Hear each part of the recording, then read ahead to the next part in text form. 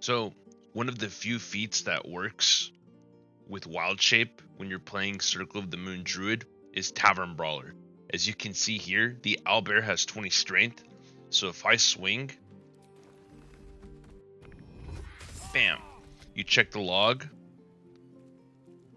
right here, hit for 21 slashing, 8 is what I rolled, plus 4 for my proficiency because I'm level 12, and then plus 5 for Tavern Brawler and plus 5 for Strength modifier. The Tavern Brawler roll doesn't get added to damage like it should for other classes, but having a plus 5 to hit in owlbear form, which you get at level 6, pretty much makes this build by itself viable. And you get access to bear at level 3, I'm pretty sure, so that has 19 strength. So if you're having trouble hitting things in your WILDSHAPE and you're playing Druid and you just want to be like transformed, check out this Tavern Brawler build for him. Alright, so let's start building this Druid from level 1. So this build is one of the few that you don't really have to multi-class, but you have the option to if you wanted. For the sake of the video, I'm just going to do a straight build to level 6 because that's when this build goes online. But it's pretty straightforward. You pick the Druid class and then we take some cantrips. So the cantrips and stuff that you take will depend on what this character does.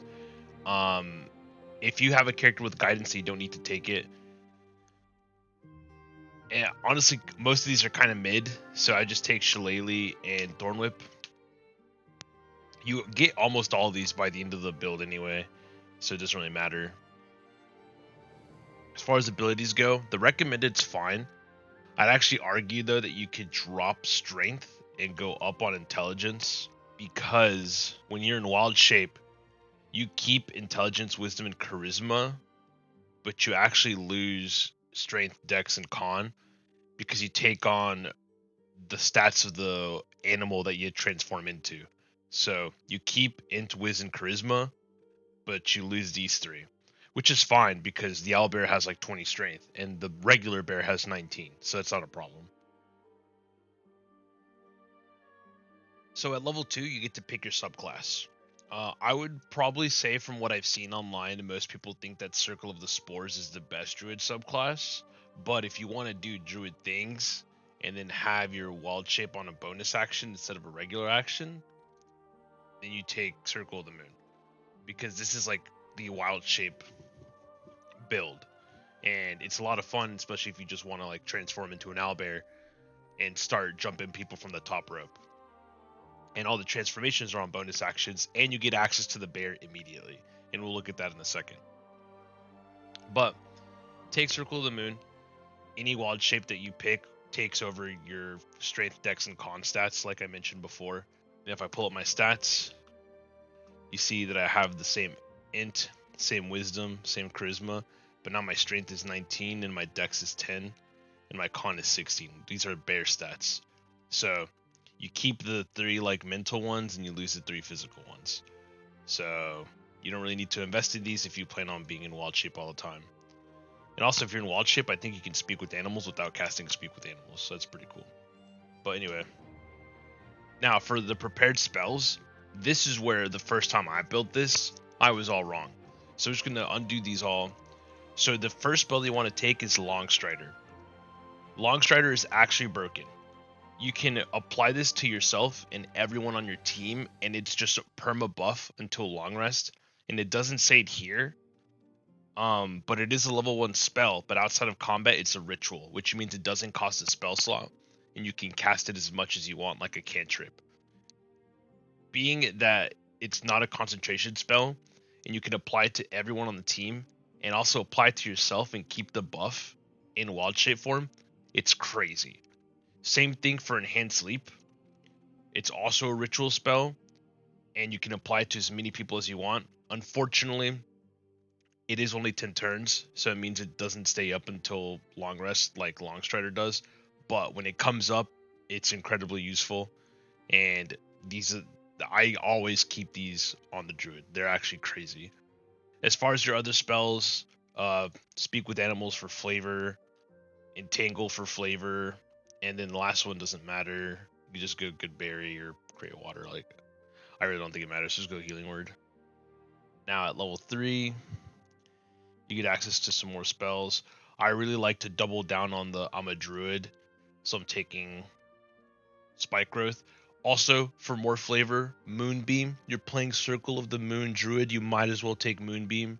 And these are these two are concentration spells, and we can actually hold concentration while in Wild Shape, which is also crazy. So you start your turn, main action, concentration spell, and then bonus action, Wild Shape. And then we can talk about how you can even get advantage on those saving throws when you get attacked too. Moving on for now. Here comes level 4, and you get a big spike at level 4. Mainly because now you can take Tavern Brawler. And like I mentioned at the beginning of the video, if you take Tavern Brawler, it actually adds your strength modifier a second time for your attack rolls in Wild Shape. Not all the Wild Shapes have high attack, but I pretty much only play Bear until I have access to Owlbear, and those are 19 and 20 respectively. So you're getting +8 and +10 to your attack rolls in the early game, in mid game, and honestly up until the late game. Like, you're just getting like 90% hits on anything whose AC is like less than 20, because you're hitting anything with a 6 or higher. If you roll a 6 or higher in your D20, you're just hitting. So you do that. Take the Constitution because we don't care about strength, and you can even make this go to 16, or you can min-max your stats and drop con to 13 and go to 12 on int, so you have like even numbers. But that's like personal preference. As far as cantrips, like I said, you're gonna pretty much end up taking everything except produce flame at one point or another, so just taking resistance, it doesn't really matter. And another spell, this one doesn't matter at all actually, so I'm just gonna move on. Alright, so now we're at level 5, and did want to mention that silly old me, you definitely want to take Fairy Fire as well. This is a level 1 spell. But here again, you're just changing which spells you're preparing. So even if you didn't pick Fairy Fire, that doesn't mean you don't have it. You just literally have to open up your spellbook and prepare it, because that's how this class works. So here I'm dropping Ice Knife for plant growth. I did also pick up Create Water because I'm doubling down on the druid, like plant growth, spike growth, creating water, speak with animals, spike growth. Wait, did I already say that? Moonbeam. But that's it. And now we're going to hit level 6, and I would say at this point your build is fully online, because now you have access to Panther and Owlbear. And Owlbear is broken. So for prepared spells, at this point now it doesn't matter. But I don't know, hold person would be kind of funny if you hold person, then you start swinging on them with Owlbear. So I still have some things to show after level 6, but at level 6, you can now do things like this. You buff yourself with Longstrider. Like I mentioned, you can buff your teammates with Longstrider. You can do as many as you want. I'm going to have 3 teammates up with it right now. That's just no questions asked. 3 extra meters of raw movement speed. You can then buff yourself with Enhanced Sleep. You can buff your teammates too, but I find there's not really enough time to do that, or it's just like too slow. Maybe I'll buff my frontliners, but see, you jump super far. You can put up your concentration spells, like put up plant growth, and then you can transform into your wild shape, and your concentration stays up. So you can like switch into the badger and burrow into the plant growth, or you can just turn into the owlbear and jump it like this. So you can just like fight in plant growth and stuff like that. Your stats 20, 12, 17, but then you also have a move that increases your attack, your strength by 2. So then your 22 strength, and you get 6. You get 6 on your modifier, so you get plus 12 to your attacks.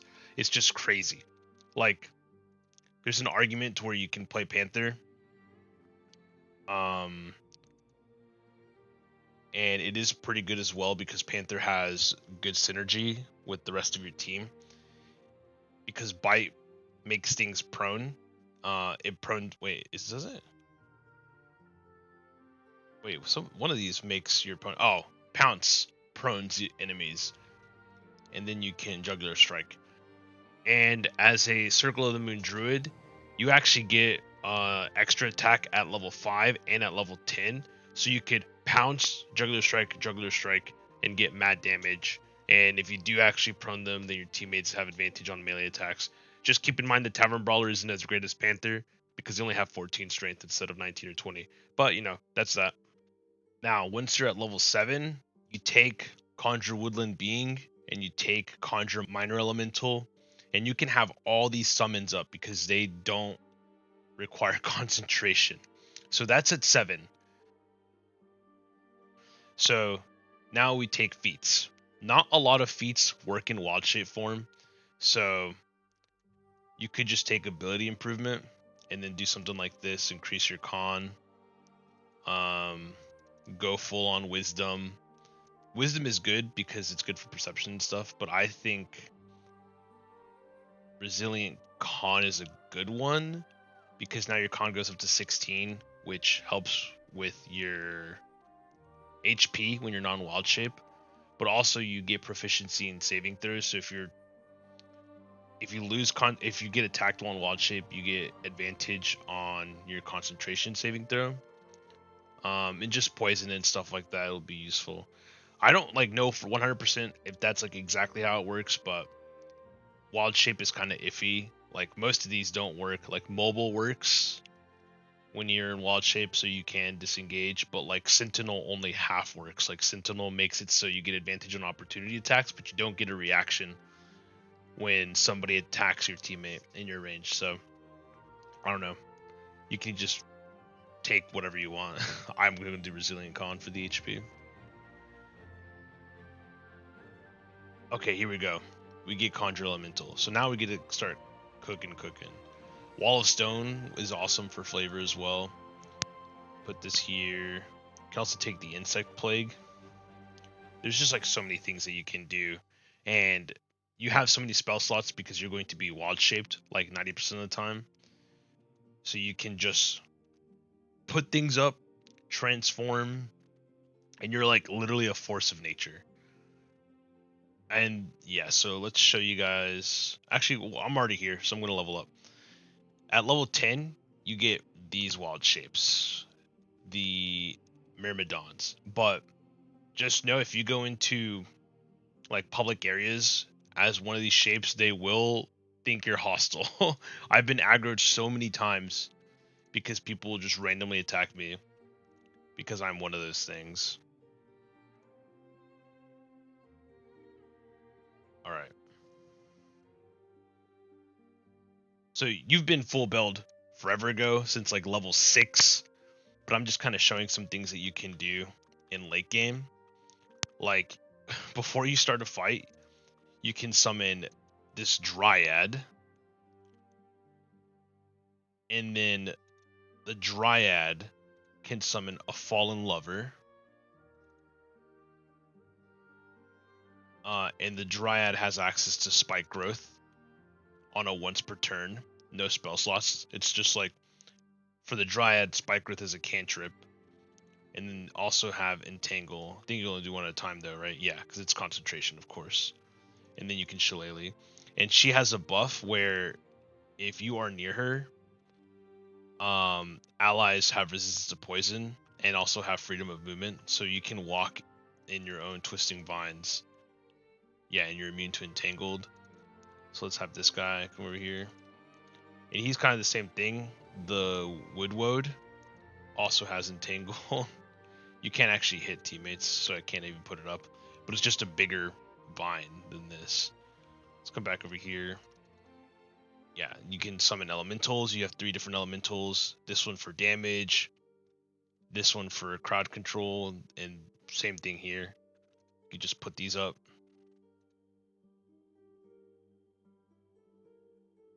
And that's 2 of them. They just stand next to each other. And then you can also put up an elemental. There's 4 different ones. This one does lightning damage. This one does thunder damage, fire damage, and cold damage. Just put up the water one. So why not? Put up the water elemental. And then you could Hall of Stone. Really the master of all elements right here. Ooh. And there's also a Wall of Thorns that you can do. And then after all that's done, oh no, I'm out of wild shapes. You get wild shape back on short rest, I think at level 5 or 6, so not that big of a deal. And then let's turn to the saber-tooth tiger. I actually don't know what its stats are off the top of my head. Saber-tooth tiger is pretty cool. It has armor shredding here. I don't think you can reduce it more than one. I think it only ever gets reduced by one, period, for 2 turns. 18 strength, it's okay. Definitely not as good as Bear Owlbear. But if you just want to play something different, because you can, and you get all 5 of these, and that's like, you still have all your spell slots up. But yeah, that's how you play this build. You know, if you want to just transform into things, this is a fun one. I guess before we go, I could transform into a Myrmidon. Actually, no, I can't because it actually costs 2 wild shape charges to turn into one. Keep in mind that for the Myrmidons, I don't even think they can use the Tavern Brawler feat because they all actually have weapons, except maybe the Earth one. But I would just turn into an animal, honestly, over one of those. One last thing that I didn't mention, you don't really get much at level 12 as a druid, so if you want to dip into like cleric for some more spells, or if you want to dip into one level of sorcerer so you can cast mage armor and make your AC higher as an animal, that's a valid option too. But thanks for watching to the end. I appreciate it, and that's everything.